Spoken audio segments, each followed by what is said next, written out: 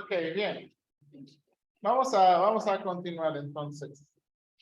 Ok, vamos a ver. Como dijimos, estamos en Romanos, ¿verdad? El versículo 1 al 17. Ahora vamos a leerlo, pero quiero que lo leamos en el siguiente documento, por favor. Quiero que leamos, ¿verdad? Romanos en el siguiente documento. Voy a poner el documento aquí, porque este documento me va a ayudar con...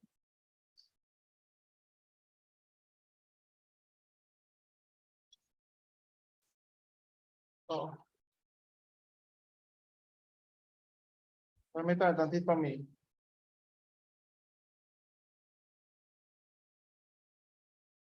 Mi mouse se volvió loco.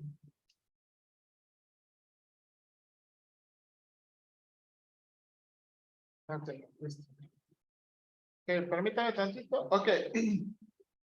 Quiero que leamos aquí. Ok. Aquí está el pasaje, solamente que está en forma de diagrama de frase. Esto se le llama un diagrama de frase. Un diagrama de frase, hermano, es muy útil para saber el hilo de pensamiento. Recuerden que Dios nos dio su palabra en palabras, ¿ok?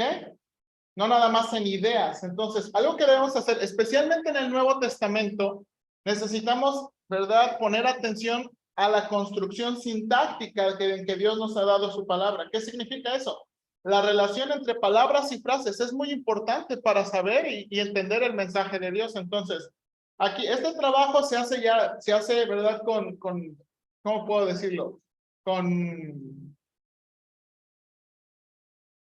conocimientos de español, ¿verdad? Con un poquito de conocimiento más avanzado de español, pero es algo que ustedes van a poder ir haciendo, ¿ok? Entonces, vamos a leer los primeros versículos, ¿ok? Y entonces aquí están los 17 versículos, y quiero que miren cómo está desarrollando la idea, ¿ok? Comienza diciendo, Pablo, siervo de Jesucristo, llamado a ser apóstol, apartado para el evangelio de Dios. Abajo de eso va a describir, aquí hay un relativo que va a describir el evangelio de Dios, que él había prometido antes por sus profetas en las santas escrituras. El evangelio es acerca de su Hijo, nuestro Señor Jesucristo. Note, ¿qué? ¿Y ahora qué? ¿De qué va a hablar? ¿De quién va a hablar? No, del Señor Jesucristo, ¿verdad? El Señor Jesucristo, que era del linaje de David según la carne, que fue declarado Hijo de Dios con poder, según el Espíritu de Santidad y por la resurrección de entre los muertos, y por quien recibimos la gracia y el apostolado para la obediencia a la fe en todas las naciones por amor de su nombre, entre los cuales estáis también vosotros, llamados a ser de Jesucristo, a todos los que estáis en Roma, amados de Dios, llamados a ser santos, gracia y paz a vosotros, de Dios nuestro Padre y del Señor Jesucristo. Esos primeros 7 versículos, hermanos, son, ¿verdad? Son básicamente las credenciales del apóstol Pablo y el saludo. Ok, ahora, miren su Biblia, por favor. Miren su Biblia. Dígame, ¿dónde está el primer punto gramatical en esos primeros 7 versículos? Los puntos gramaticales en español separan las oraciones. ¿Dónde está el primer punto gramatical en los primeros 7 versículos? Tú, espérate. Ok, el punto gramatical. Ok, la hermana Sandra dice que hasta el 7. No, quiero un punto gramatical. ¿Dónde está el primer punto gramatical en los primeros 7 versículos? No, el primer punto gramatical. Ah, bueno, ¿en qué versículo? ¿Hay un punto gramatical ahí? ¿Puntos? No, pero quiero un punto, un punto. Un punto gramatical es el que separa una oración de otra oración. No coma, no punto y coma, no 2 puntos, un punto gramatical. Ok, bueno, Sandra, no. Jazmín dice en el 7. Bueno, está en otra versión ahí, ¿verdad? Sí, no, estamos ahorita en Reina Valera. Ahorita voy a ver por qué Reina Valera. Estamos en Reina Valera. ¿Alguien más? ¿En qué versículo? 7. Ok, hermanos, noten aquí, para no hacerlo más largo. Todos los primeros 7 versículos son una oración. Los primeros 7 versículos son una oración. ¿Ok? Esta es una oración muy larga, pero es una sola oración. Y como una sola oración, ¿verdad? Aprendimos en la escuela, una oración se compone de sujeto, verbo y predicado. ¿Ok? El sujeto aquí es Pablo. El verbo está implícito y básicamente saluda, y luego el predicado es ¿a quién? A todos los que estáis en Roma. Esa es la oración principal de los primeros 7 versículos. Y ahorita vamos a poner atención. Ahora, aunque es una oración muy larga, va a tratar de describir algo, ¿ok? Va a tratar de describir algo. Ahora, seguimos leyendo. Versículos 8 en adelante. Primeramente doy gracias a mi Dios, mediante Jesucristo, con respecto a todos vosotros, de que vuestra fe se divulga por todo el mundo. Porque testigo me es Dios, a quien sirvo en mi espíritu en el evangelio de su Hijo, de que sin cesar hago mención de vosotros siempre en mis oraciones, rogando que de alguna manera tenga al fin, por la voluntad de Dios, un próspero viaje para ir a vosotros. Porque deseo veros para comunicaros algún don espiritual, a fin de que seáis confirmados, esto es, a ser mutuamente confortados por la fe que nos es común a vosotros y a mí. Pero no quiero, hermanos, que ignoréis que muchas veces me he propuesto ir a vosotros, pero hasta ahora he sido estorbado, para tener también entre vosotros algún fruto como entre los demás gentiles. A griegos y a no griegos, a sabios y a no sabios soy deudor. Así que, en cuanto a mí, pronto estoy a anunciaros el evangelio, también a vosotros que estáis en Roma. Ahora, en esta siguiente porción, puse en negrita 2 palabras, ¿verdad? O una palabra 2 veces. ¿Por qué y por qué? Ok. ¿Qué estas conjunciones? Pues, ¿qué indican? Una explicación, ¿ok? Son una explicación o proveen una razón, ¿ok? Y ahora, ¿por qué estamos haciendo esto? Porque necesitamos aprender a leer las palabras de la Biblia. ¿Ok? ¿Se da cuenta? Aquí, hermanos, usted no tiene que aprender a leer griego para leer la Biblia. Aprende español.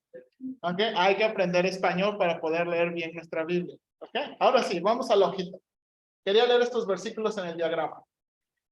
Ahora sí, vamos a la hojita.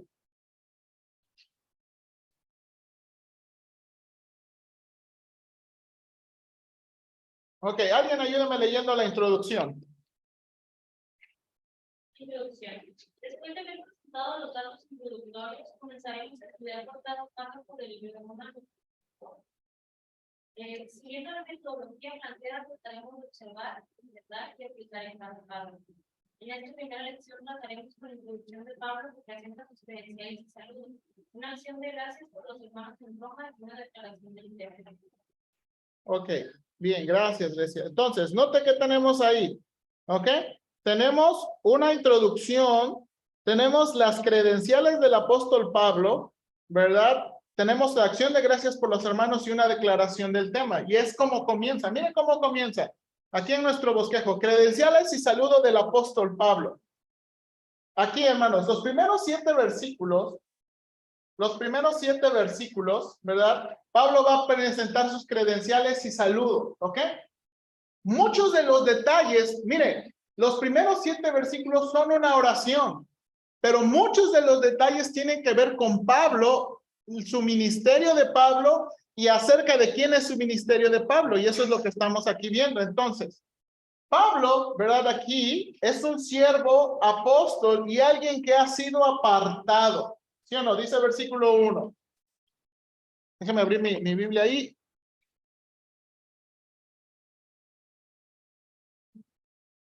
Ahora, esas tres palabras que Pablo está describiendo, con las que él se está describiendo, dice, yo soy un siervo, yo soy un apóstol, yo soy un apartado. Creo, hermanos, según el doctor Minnick, creo que describen unos detalles muy interesantes. Y aquí está para apuntar en su hojita. En cuanto a su relación con Cristo, él es un ¿qué? Siervo. En cuanto a su relación con Cristo, es un siervo. Ahí en su hojita, ¿qué es un siervo? Cuando vemos esa palabra en la Biblia, muchas veces tiene que ver con ¿qué? Es con un esclavo. La palabra que Pablo se utiliza ahí es la palabra dulos, que habla de esclavos, hermanos. En el mundo romano, hermanos, los esclavos no eran personas. Los esclavos eran ¿qué? Objetos que comprabas, vendías y tirabas. Hermanos, los esclavos en el mundo romano eran objetos, no eran personas. Ahora, miren lo que Pablo considera de sí mismo. Yo soy, ahora, yo sé que Dios no lo consideraba un objeto, pero dice, yo soy un ¿qué? Yo soy un siervo de Jesucristo. Yo estoy para servirle a Él. Yo estoy dedicado a servirle a Él. Entonces, en cuanto a su relación, ¿verdad? Con Cristo es un siervo. En cuanto a su oficio, es un ¿qué? Apóstol. En cuanto a su oficio, él es un apóstol. ¿Ok? ¿Qué significa la palabra apóstol? ¿Hay alguien que no ha leído? ¿O qué es la idea de apóstol ahí en sus hojitas? Ahora describe a uno que es enviado a una tarea. Pablo es verdaderamente un apóstol y presenció a Cristo resucitado en su terminado. Ok, dos detalles interesantes aquí. Un apóstol, hermanos, es uno enviado. De hecho, hermanos, cuando la Biblia tradujo, la palabra apóstol es la palabra apóstolos en griego. Cuando la Biblia se tradujo al latín, ¿verdad? Y el verbo se tradujo de apostelo a misio. Misio era el verbo en latín para enviar. Y de ahí es que luego salió nuestro término, nuestro sustantivo, misionero. ¿Ok? En esa relación de las palabras. Y aquí un apóstol era un enviado a una tarea específica. Ahora, esta es la otra cosa. Pablo es contado también dentro de los apóstoles de Cristo, ¿verdad? Él era un apóstol como los 12 apóstoles de Cristo. Recuerde, ¿cuál es la característica más importante de Pablo para que él sea considerado un apóstol verdadero? Que vio al Señor Jesucristo resucitado. Recuerde, hoy en día, si alguien dice hoy en día, yo soy un apóstol, ok, ¿cuándo viste a Cristo resucitado? No, pues en mi casa. ¿Y cuántas personas estaban ahí? No, pues ninguna, pues porque con Pablo, muchas personas estaban ahí. ¿Ok? Él vio al Señor Jesucristo. Y luego, en cuanto a su ministerio, hermanos, en cuanto a su ministerio, el evangelio lo ocupará todo su tiempo y energía. Dice aquí, apartado ¿para qué? Para el evangelio de Dios. ¿Ok? Ahora, aquí viene. Ahora, aquí en Romanos, los siguientes versículos van a describir ¿qué? El evangelio. ¿Ok? El evangelio. Entonces, Pablo había sido apartado para el evangelio acerca de su hijo, ¿no? Mire lo que dice el versículo 2 y primera frase del versículo 3. Que el evangelio de Dios que él había prometido antes por los profetas en las santas escrituras, ¿acerca de qué? Hermanos, ¿de quién tiene que ver? ¿De quién trata el evangelio? De su hijo. Hermanos, hay que tener mucho cuidado de no separar el evangelio de Jesús. Creo que ya lo habíamos dicho antes, hermanos. No es posible tener los beneficios y los privilegios del evangelio sin tener a Jesús. Okay. Hay que tener mucho cuidado de pensar, es que yo quiero la salvación de mi alma, yo quiero, ¿verdad? Yo quiero dejar de ser alcohólico, de ser marihuano. Y queremos todos yo quiero que me vaya bien en mi trabajo, que me vaya bien en el matrimonio, que me vaya bien con mis hijos, pero no queremos tener una relación con Jesús. No se puede. El evangelio es Jesús. El evangelio es Jesús. Y dice aquí, trata acerca de su hijo. Ahora, aquí va a describir, hermanos, ¿ok? ¿Qué va a describir? Bueno, Un primer detalle del asunto del evangelio. Dice el versículo 2 que él había prometido antes por los profetas ¿en qué? En las Santas Escrituras. Hermanos, el evangelio había sido prometido en el Antiguo Testamento a través de los profetas. Esto es algo muy interesante. ¿Por qué? Alguien que lo lea en sus hojitas. La declaración es importante. El libro de Romanos presenta alrededor de 67 citas del Antiguo Testamento. Además, Pablo va a usar la ley en muchas ocasiones durante el libro para explicar el evangelio basado en el Antiguo Testamento. Ok, note eso. Pablo va a usar, hermanos, dentro de las cartas de Pablo, esta es la carta que más usa el Antiguo Testamento. Y esta es la carta que más veces utiliza la palabra ley. La ley, la ley, la ley, la ley. Y cuando está usando esa palabra, adivina a qué se está refiriendo. Al Antiguo Testamento. Muchas veces a los primeros 5 libros de Moisés. Entonces, esto es interesante, hermanos. El evangelio que habla de Cristo o Cristo mismo había sido predecido en el Antiguo Testamento. Entonces, Pablo quiere enseñar, hermanos, el evangelio no nada más es un asunto del Antiguo Testamento. El evangelio es algo desde el Antiguo Testamento. El mensaje de la salvación no nada más se encuentra en el Nuevo Testamento. El mensaje de la salvación viene ¿desde qué? Desde el Antiguo Testamento. Ahora, note aquí. Ya que dijo eso, el evangelio habla de su hijo, el evangelio había sido prometido. Ahora, el evangelio es ¿sobre qué? Sobre su hijo. Y luego versículo 3 y 4 van a describir dos cosas. Alguien lea versículo 3 y 4. Alguien que no ha leído, con confianza.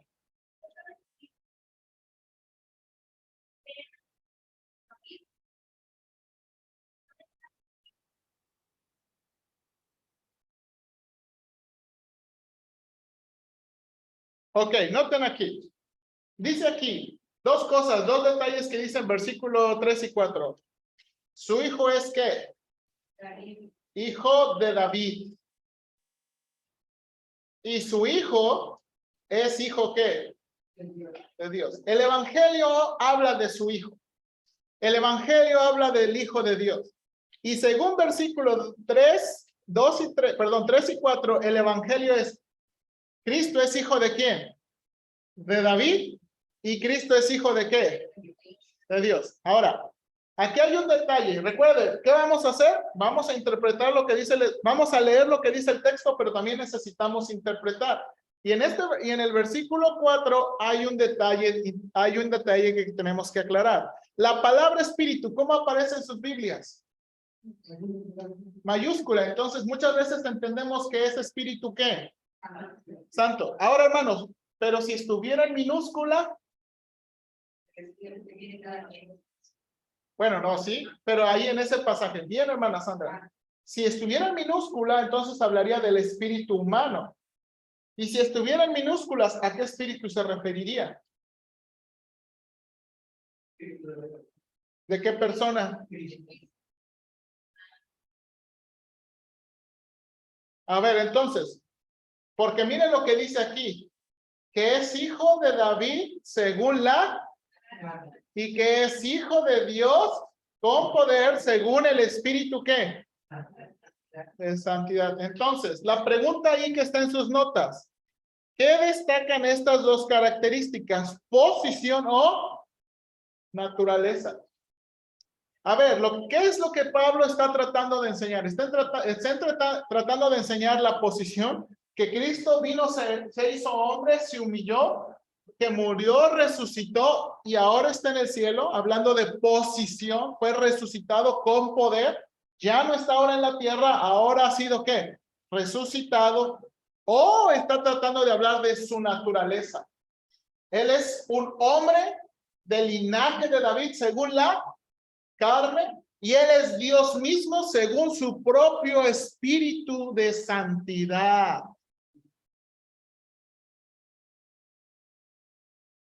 Ahora, esta es una discusión entre comentaristas. Hermanos, yo creo que el hermano Mini, ¿verdad? Hace una tremenda explicación. Alguien ayúdame y vaya a Lucas 1:35. Lucas 1:35.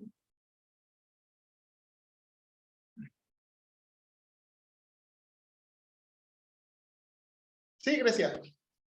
Respondiendo al ángel, le dijo: el Espíritu Santo vendrá sobre ti y el poder del Altísimo cubrirá con tu sombra, por lo cual también el santo ser que nacerá será llamado Hijo de Dios. Ok, hermanos, ese versículo es muy interesante en nuestra discusión. Hermanos, el ángel le dice a María, vas a tener un hijo. Y María le dice, ¿cómo si no he conocido un varón? Nunca he tenido relaciones con un varón. Y entonces el ángel le contesta, ¿verdad? Que la sombra del Altísimo, ¿qué? Te cubrirá. Y luego, ¿qué dice? Miren las palabras que dice. Y el santo ser, fíjese las palabras que utiliza. ¿Y el qué? Santo ser que nacerá, será llamado ¿qué? Hijo de Dios. Probablemente, hermanos, y aquí está, esta conexión de estos versículos habla de ese asunto tan misterioso, ¿verdad? Cristo es completamente hombre, pero Cristo es también ¿qué? Completamente Dios. Su espíritu, y es lo que está tratando de decir Lucas. El Espíritu Santo es quien iba a hacer esa obra, ¿verdad? En el cuerpo de María, pero Cristo iba a tener su propio espíritu divino. ¿Ok?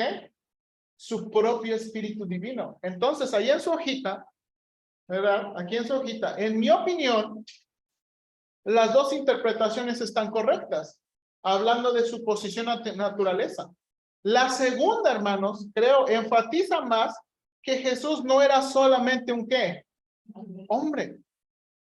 Él es el Hijo de Dios y la resurrección de los muertos, note aquí, comprobó que Él es humano, porque ¿qué? Hermanos, Dios no puede morir, ¿sí o no? O sea, Dios no puede morir. ¿Por qué Cristo murió? Porque Él es hombre. Pero dice aquí también, pero Él es divino porque resucitó de los muertos, ¿para qué? No volver a morir. Y recuerde esto, hermanos, en la Biblia habla de resurrecciones, ¿sí o no? En la Biblia habla de sus resurrecciones, pero todos los que resucitaron, ¿qué pasó con ellos? Se volvieron a morir. Pero Cristo resucitó para no volver a morir. Para no volver a morir. Entonces, miren lo que está diciendo Pablo. Él es humano, Él es divino. Él se humilló, Él ha sido exaltado. El evangelio habla de esa persona. El evangelio. Y luego note aquí, hay punto número 3.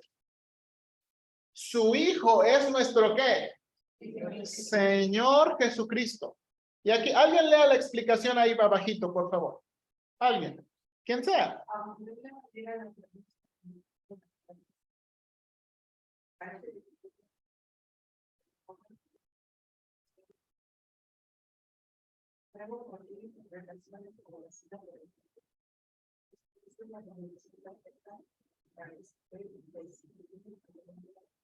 Ok, nota ahí, hermanos, ese nombre Jesucristo en griego está escrito en dos nombres. Jesús Cristo. Es una unión de su nombre humano y su título divino. Él es el Mesías. Y este es uno de los títulos que le gusta mucho a Pablo.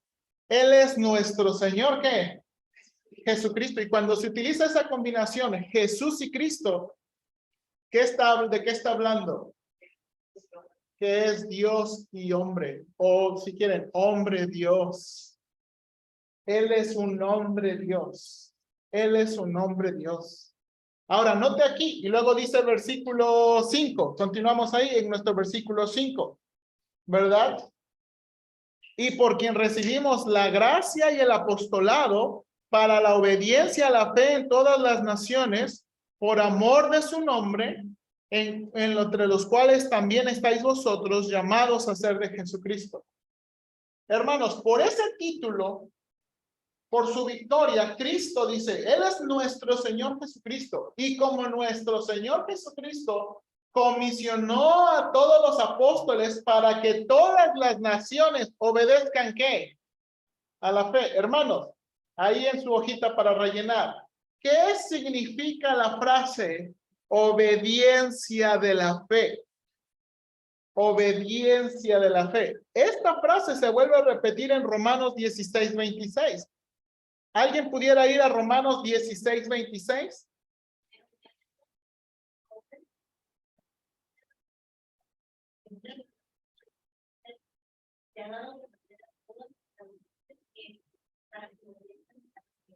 Obedezcan a la fe. Y esa es una frase interesante. Aparece también en el Evangelio, digo, en el libro de Hechos. Dice para que obedezcan a la fe. Hermanos, según el texto griego, ¿verdad? Y no está mi alumna de griego, entonces no lo voy a decir.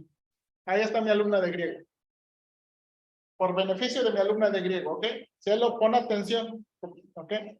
Hay 4 opciones, ¿ok? Aquí hay 4 opciones. La primera es, la fe obedece, ¿ok? Esto es cielo genitivo subjetivo. La opción 2, alguien obedezca a la fe y entonces, ¿qué? Crea, ¿verdad? Esa es otra forma de interpretar. Tercera forma, la obediencia que es la... Entonces aquí, obediencia al infiel lo está poniendo como ¿qué? No, como sinónimo. La obediencia es la ¿qué? La fe, la obediencia es la fe. Y luego la cuarta, la obediencia que es producida por la fe. El primero, cielo, genitivo subjetivo. El segundo, genitivo objetivo. El tercero, genitivo exegético. Y el último, genitivo de fuente. Y vamos a hablar de eso en clase. Entonces, estas 4 maneras son... Estas 4 maneras son 4 maneras de entender. Ahora, hermanos, ¿cuál cree que es la buena? ¿O qué cree que significa? ¿La qué? Ok. Ajá. La obediencia que es producida por fe. Ahora, yo creo, hermanos, ¿verdad? Yo creo que las dos tienen relación. Y aquí está en su cita, por favor. Un comentarista sugiere que es un genitivo, ¿verdad? Él sugiere que debe ser obediencia al llamado de la fe. O sea, para que crean, pero que resulta en un estilo de vida de fiel, ¿qué? Obediencia, hermanos, ¿verdad? De obediencia. Entonces, note aquí, también Pablo en Romanos 1:8 y 16:19, mire cómo se refiere a los hermanos. Alguien lea Romanos 1:8. Romanos 1:8.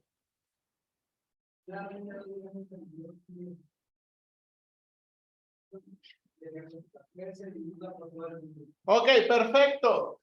Aquí, leyó Ángel, doy gracias por su fe, porque su fe se qué. Ahora, en 16:19, ¿por qué da gracias? ¿O de qué habla? Romanos 16:19.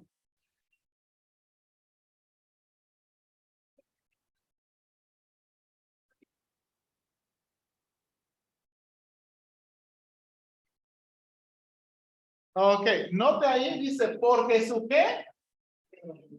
Ya no habla de fe. Su obediencia ha venido a ser qué. Notoria. Ahora, hermanos. Bienvenido, hermana Julia. Gustan verlos. Hermanos, aquí está un detalle interesante. ¿Qué tan ligada está la fe y la obediencia? Van de la mano. Hermana. Hermano, aunque son dos cosas diferentes, fe tiene que ver con creer, descansar, ¿verdad? Y obediencia tiene que ver con acción, hacer caso. Hermanos, en cuanto a la fe, son dos cosas muy ligadas. Exactamente. Yo creo, hermanos, y estas 4 posibilidades, yo creo que las 4 posibilidades están conectadas juntas. Uno que es salvo, adivinen que va a producir su fe genuina. Hermanos, y aquí, y ahora vamos a aplicar. Cuando alguien no puede obedecer al Señor. ¿Dónde está su problema a lo mejor? A lo mejor su problema está en fe. Dos cosas. O que anda alejado del Señor, o a lo mejor no es salvo. ¿Sí o no? Hermana Pati. Sí, porque mira, aquí dice, pues la obediencia ha venido a ser notoria a todos. Entonces, el no tomar por las acciones que el mundo tiene porque está obedeciendo. Exactamente, exactamente. Exactamente. Ahora, note también, eso hablando de una obediencia que es producida por la fe, pero también es obediencia a la fe. Hermanos, Dios nos ha pedido que creamos, y aquí el libro de Romanos va a ser muy específico, no en cualquier mensaje, no en cualquier persona, no en cualquier cosa. ¿En qué nos ha pedido Dios que creamos? En su Hijo. Y entonces tenemos que obedecer y creer lo que Dios dijo que tenemos que creer. Hermanos, con todo respeto, usted puede tener cualquier creencia, ¿verdad? No, yo creo en esto, yo creo en esto, pero uno tiene que obedecer a lo que Dios dijo que tenemos que creer. Y esa es otra forma también de entender esa frase. Hermano Ortega. Hermano, y ahora viene el propósito de la fe. Que con ganas de hablar por medio de la fe. No funciona. Amén. Vamos a llegar ahí, pero más adelantito. Especialmente cuando llegamos a Romanos 4, hermanos. Recuerde, Romanos 4 es el pasaje del Antiguo Testamento para explicarnos, oiga, ¿y cómo funciona ese asunto de la fe? ¿Qué es la fe? Porque a veces, de nuevo, ¿verdad? Pensamos en la fe como un fuerte deseo. O a veces pensamos de la fe como conocimiento. Pero Romanos 4 va a explicarlo. ¿Ok? Pero no me voy a adelantar. ¿Ok? Y bueno. Sí. Y luego termina. Y aquí, de nuevo, esa primera oración termina con los destinatarios, los creyentes que viven ¿en qué?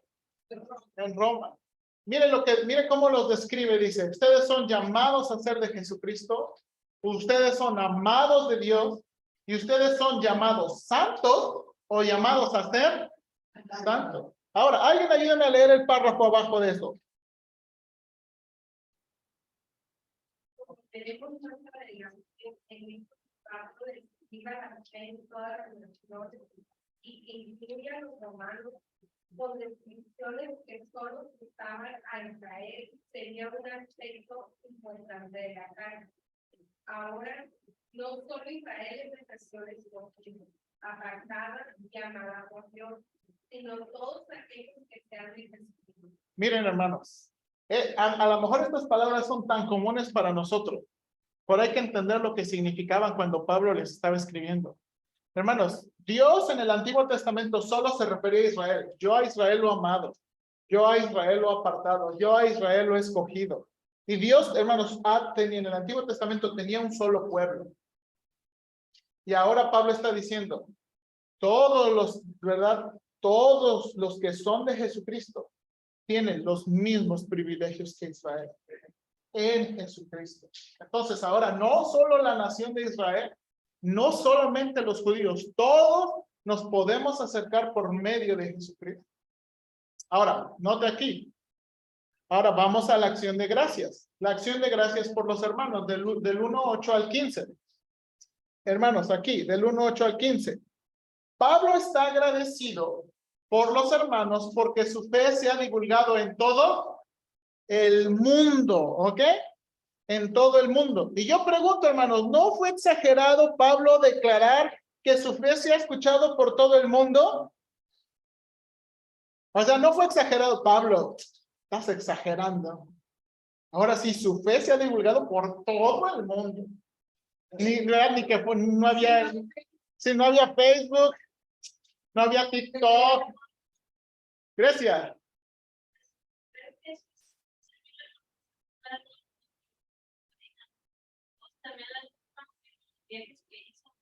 Prácticamente está por todo el mundo conocido hasta ese entonces. Exactamente. No iglesias que como tal él no había fundado, entonces y ya había escuchado de él, era probable que sí, literalmente todo el mundo hasta entonces. Exactamente, todo el mundo conocido. Ahora, hay otro detalle. ¿Dónde viven estos hermanos? ¿Dónde viven? En Roma. En Roma. Los hermanos aquí viven en Roma. ¿Y se acuerdan del dicho? ¿Por qué de dónde se originó ese dicho? Hermanos, en aquel tiempo el Imperio Romano, todo conectaba con el Imperio Romano.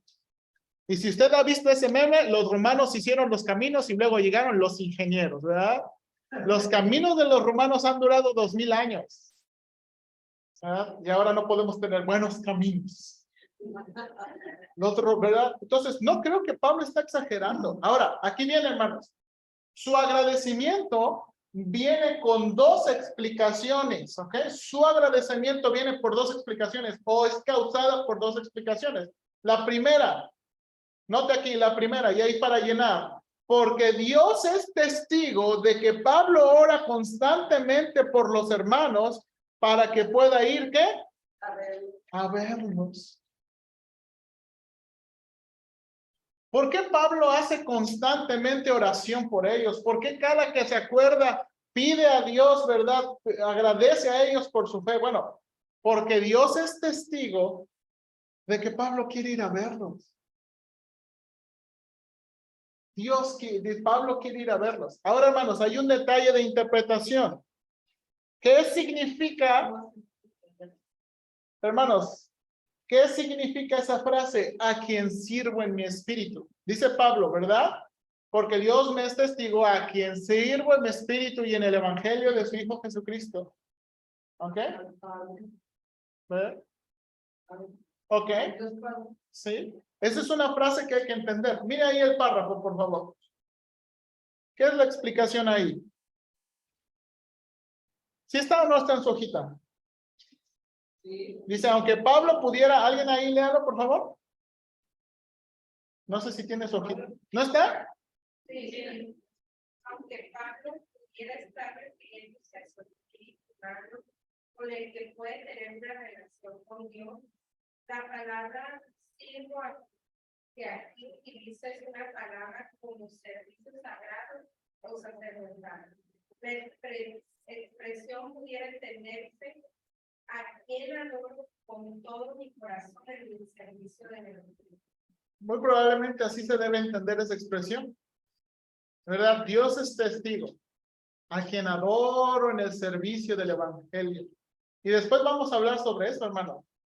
Dios le dio un trabajo a Pablo y con su trabajo adoraba al Señor. Hermanos, con el trabajo adoraba y servía al Señor. Hermanos, hay más que una manera de adorar a Dios aparte de los domingos por la mañana. Dios nos ha dado trabajos y vocaciones. Y donde estemos debemos adorar y servir al Señor. Y esto es algo que Pablo está diciendo aquí. Bueno, la segunda razón, ¿verdad? La segunda razón. Porque Pablo desea ir a veros para que, y aquí, perdón, no lo corregí en mis diapositivas, pero sí lo corregí en sus hojas. ¿Alguien puede leer esa segunda razón?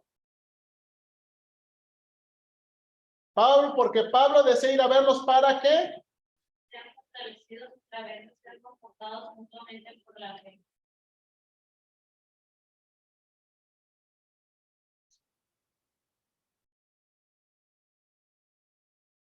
Ok, ya lo corregí. Gracias, Grecia.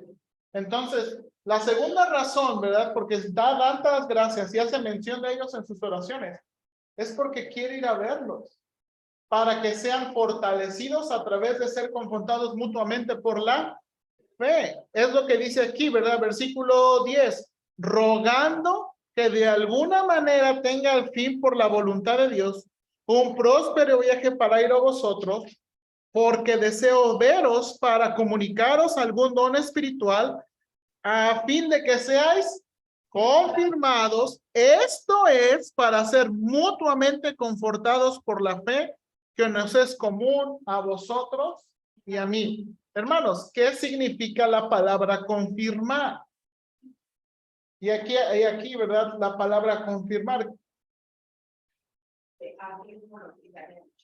Ok, puede ser, puede ser. El problema es que en nuestros días la palabra confirmar sirve como asegurarnos de algo, ¿verdad? Y pudiera a veces decir, bueno, me voy a verificar que de verdad son salvos, que están haciendo son salvos ustedes. Pudiera entenderse así, ¿verdad? Que Pablo vaya a ver si de veras son o no son. Ya, exactamente, a una hermana. Sí, o para, si había, estaban medio así, confirmados, afirmados a que estuvieran el nombre. Exactamente, exactamente. Había alguna duda. Pero, y no vamos a leer el párrafo, pero la palabra significa más fortalecer a alguien. Fortalecer para que esté firme y esté comprometido. Esta palabra la usó el Señor cuando Pedro le dijo, Pedro, me vas a negar, pero una vez que regreses, dice, confirma a tus hermanos. ¿Qué es la idea? Fortalécelos, ¿verdad? Por ejemplo, Pablo iba a las iglesias y confirmaba a los hermanos en los viajes misioneros. Bueno, eso habla de fortalecerlos, ¿verdad? También Pablo oraba que los tesalonicenses fueran confirmados y guardados de maldad. De nuevo, la palabra se entiende más como fortaleza, ¿verdad? Fortalecerlos. Y en el capítulo 16, 25 de Romanos, Pablo exalta a Dios que puede confirmarlo según el evangelio. Entonces, lo que Pablo, hermanos, el deseo que Pablo tiene es que los hermanos sean ¿qué? Fortalecidos, fortalecidos. Ahora, hermanos, aquí, versículo 12, aquí va a explicarnos qué es eso. Esto es, sí, 1:12. ¿Qué es ese fortalecidos que Pablo dice? Esto es, ¿qué es esa fortaleza? ¿De dónde va a venir esa fortaleza? Entre ellos, para ser mutuamente. Confortados por la fe que nos es común a vosotros. Y a mí. Entonces, note. Exactamente, hermanos. La fortaleza para estar firmes, la fortaleza para estar comprometidos venía aquí. El poder platicar y tener compañerismo unos con otros. Miren qué importante está diciendo Pablo. Pablo está diciendo, miren, ustedes tienen que estar confortados. No dice, para que unos a otros mutuamente, ¿verdad? Yo les fortalezco, yo les ayudo, pero ustedes qué. Hermanos, eso es muy importante en la iglesia. Hermanos, nadie en la iglesia está tan capacitado ni tan listo para que no necesite de los demás. Y eso es un engaño. Nadie en la iglesia está tan listo para no poder ser mutuamente confortado por la iglesia. Es lo que Pablo está diciendo. ¿Okay?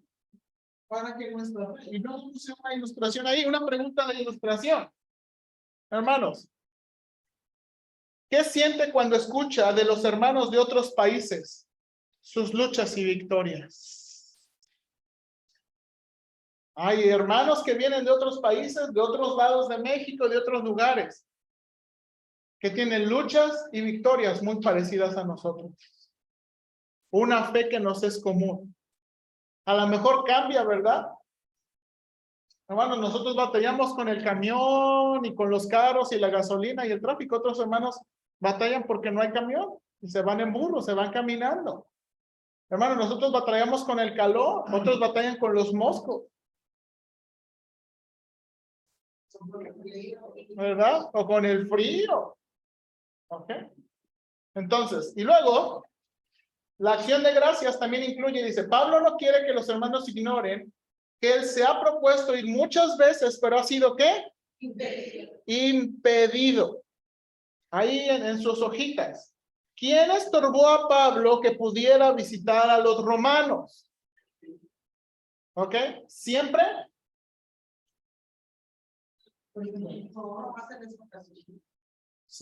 Ahora, ¿es claro? No. Hermanos, en la Biblia, por lo menos en Tesalonicenses y en Hechos, y ahí está en su párrafo, a veces Pablo había sido estorbado por Satanás. Alguien ayúdeme en Primera de Tesalonicenses 2:18. ¿Alguien puede leer Primera de Tesalonicenses 2:18? Lo cual quisimos decir a nosotros, yo Pablo ciertamente una y otra vez, pero Satanás nos estorbó. Ok, note ahí lo que Pablo dice. Hermano, Satanás estorba. Según el testimonio de Pablo, Satanás estorba. Y no quiere. Sí, hermano, ¿verdad? Pero también vemos en Hechos, alguien ayúdame, Hechos 16, 6 y 7. Hechos 16, 6 y 7. ¿Quién también?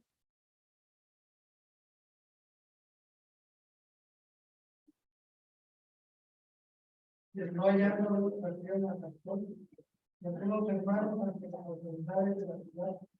¿Es 16? No, 17 y No, 16, 6 y 7. y atravesando Frigia y la provincia de Galacia, después prohibido, buscando hablar la palabra de Dios. Y cuando llegaron a Misia, intentaron ir a Bitinia, pero el Espíritu no se lo permitió. Ok. Note también, por el mismo testimonio de Pablo, no nada más Satanás a veces le estorbaba, también ¿quién? El Espíritu Santo. ¿Cómo sabía que tenían aquí? Exactamente. Esa es la cosa que no nos dice aquí. Aquí en Romano no nos está diciendo quién es. ¿Quién dice? He sido impedido, hasta ahora no he podido, yo he querido, y que he querido, pero ¿qué? Pero no he podido. Y no nos dice quién es. Porque, ¿verdad? Así como a veces Satanás lo impedía, a veces Dios tenía otros planes para Pablo. Pero dice aquí, miren, hermanos, para tener también, perdón, pero hasta ahora he sido estorbado. Y esa frase, pero hasta ahora es, ya no tengo. Ahora ya no hay estorbo. ¿Ok? Entonces, y luego esa frase va a enseñar un propósito. ¿Por qué quiere ir a verlos? ¿Por qué se ha propuesto ir muchas veces? Porque él ha querido tener, ¿qué? Algún fruto entre ellos, como entre los demás gentiles. Hermanos, Pablo quiere tener, ¿qué? Algún fruto. Hermana. No, muy interesante. ¿A qué se refiere? Exactamente, exactamente. ¿Por qué? Porque dice aquí, versículo 11, la respuesta está en versículo 11, porque deseo veros para comunicaros algún ¿qué? Don espiritual. Entonces, el fruto del que Pablo está hablando es un fruto ¿qué? Espiritual. ¿Ok? Y luego presenta, hermanos, una razón implícita. Pablo es un deudor a todo tipo de gente. Así que está listo ahora para ir y predicar el evangelio de Roma. Dice 14 y 15. A griegos y a no griegos, a sabios y a no sabios, ¿soy qué? Deudor. Así, en cuanto a mí, pronto estoy a comunicaros el evangelio también a vosotros que estáis en Roma. Esto es lo que Pablo está tratando de decir. Dice, yo soy un deudor. Y por eso quiero ir. Y estoy listo para ir y predicar el evangelio en Roma. Y entonces, versículos 16 y 17, hermanos, es la declaración del tema, ¿ok? Es la declaración del tema. Este es el tema que Pablo va a explicar de aquí en adelante, ¿ok? Ahora, ahí le puse una pregunta. ¿Por qué está listo para ir y predicar? ¿Por qué está listo para ir a Roma y predicar? ¿Por qué está listo? Hermano Manuel. Así que en ese tiempo todo estaba exactamente allí alrededor del Roma. Y era el universo. No, no vamos a decir que era el universo, no, no nada más había movimiento, pero era el lugar más importante. De ahí iban y venían, ¿ok? Y vamos a ver, después vamos a ver otros videos de por qué el Imperio Romano llegó a ser también tan importante para que las cartas llegaran y para que el Evangelio pudiera llegar mejor. Y sí lo vamos a ver. Ahora, hermanos, ¿por qué Pablo está listo para ir a predicar en Roma? Y aquí está su explicación del tema. Porque el Evangelio no es una causa de vergüenza. Porque, dice el versículo 16, porque no me avergüenzo del Evangelio, porque es poder de Dios para salvación a todo el que cree, al judío primeramente y también al griego. Ahora, aquí creo que podemos entender esa frase de dos maneras. Miren segunda de Timoteo, alguien ayúdame, segunda de Timoteo 1:8, alguien en el versículo 12 y alguien en el versículo 16. Segunda de Timoteo 1:8, segunda de Timoteo 1:8. De tanto no me avergüenzo de dar testimonio de la Señor ni de mí, preso suyo, sino participa de las aflicciones por el Evangelio según el poder de Dios. Amén, amén. Versículo 12.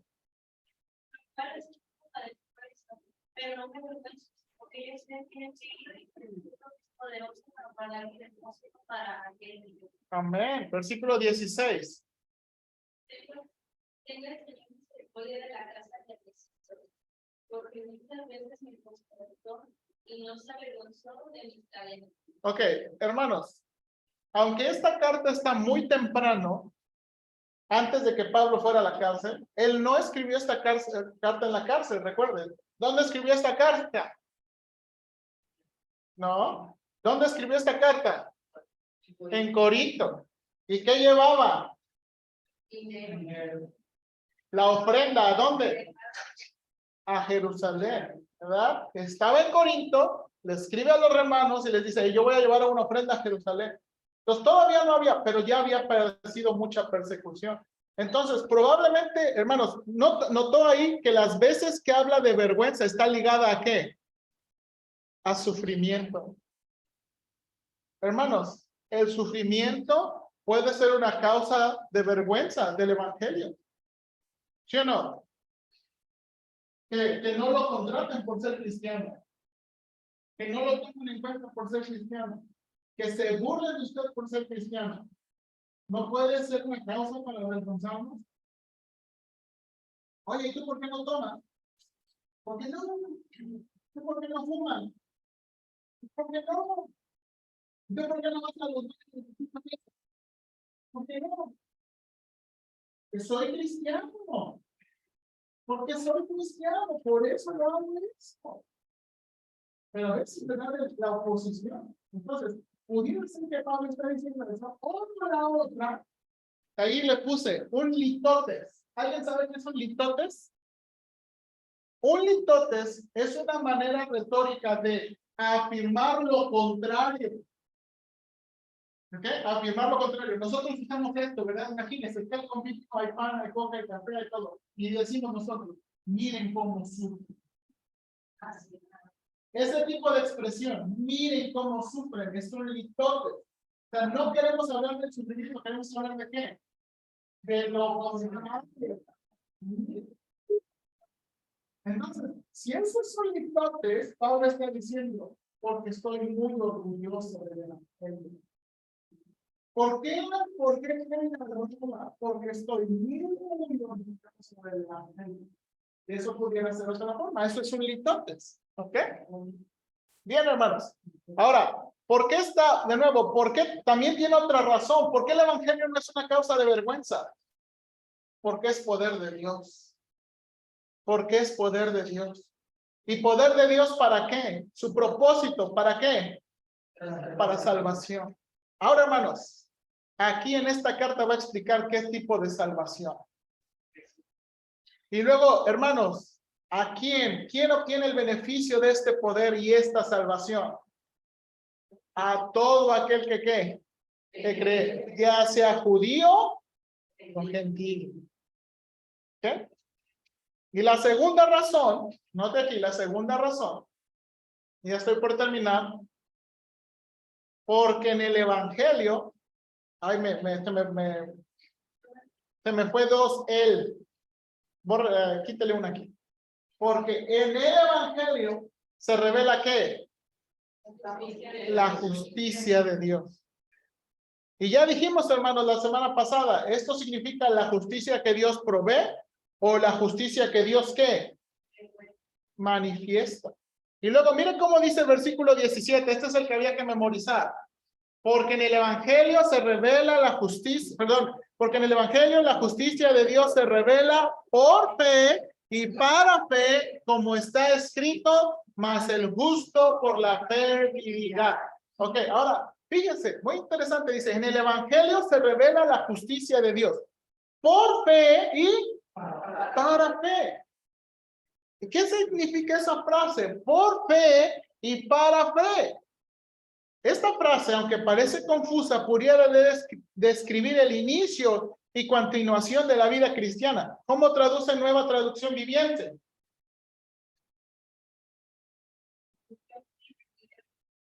Del principio a fin por medio de la fe. Hermanos, es como si Pablo quisiera decir que la justicia de Dios se obtiene ¿qué? por la fe, pero al fin también es seguir viviendo por la. Hermanos, esa es la esencia del evangelio. La esencia del evangelio no nada más es que somos salvos por fe. La esencia del evangelio es que seguimos viviendo por la fe. Somos salvos por la fe y seguimos viviendo por la fe. Ahora, hermanos, eso es muy importante en todo el libro de Romanos. Porque eso va a quitar, hermanos, nuestra idea incorrecta de que usted tiene que esforzarse cada día para lograr a Dios. Y que las cosas, hermanos, miren, a veces nosotros pensamos, de seguro me está yendo de la patada. ¿Por qué? Porque no ando muy bien. ¿Verdad? Pero ya nada más me pongo bien y las circunstancias van a cambiar. No. A veces con que usted ande muy bien, las circunstancias no necesitan cambiar. Por eso dice aquí el evangelio es por fe y para fe. Y vamos a discutir sobre eso. Entonces, el medio para obtener la justicia de Dios es ¿qué? Por la fe. El propósito de esa justicia es ¿qué? Para la fe. Y por último, Pablo va a basar esto. ¿Dónde está basado esto? Pablo va a decir, esto no es una idea loca. Esto no se me ocurrió a mí. Así dice el Antiguo Testamento. El justo por la fe. Hermanos, la próxima clase vamos a estudiar esa cita de Habacuc, porque esa cita de Habacuc aparece en 3 lugares más. ¿Se acuerdan dónde? ¿En dónde?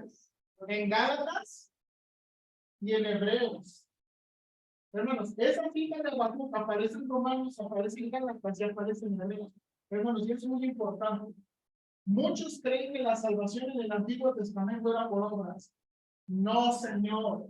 La salvación siempre ha sido por fe. Siempre ha sido por fe. Aunque tenían reglas muy estrictas, aunque tenían tantos detalles, la salvación siempre ha sido por fe. Y Pablo va a decir, eso es lo que se ha dicho.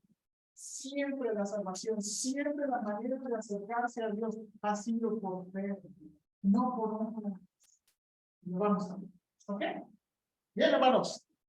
Qué bueno que están. Creo que faltaron, me está faltando la fe a mí, ¿verdad? De que ya no tengo tantas hojitas.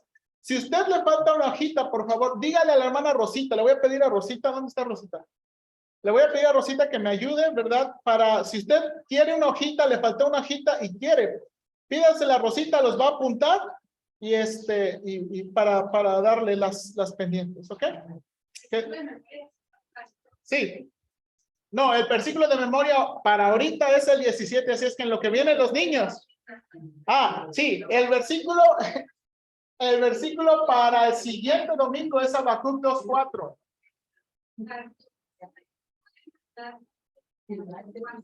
Sí.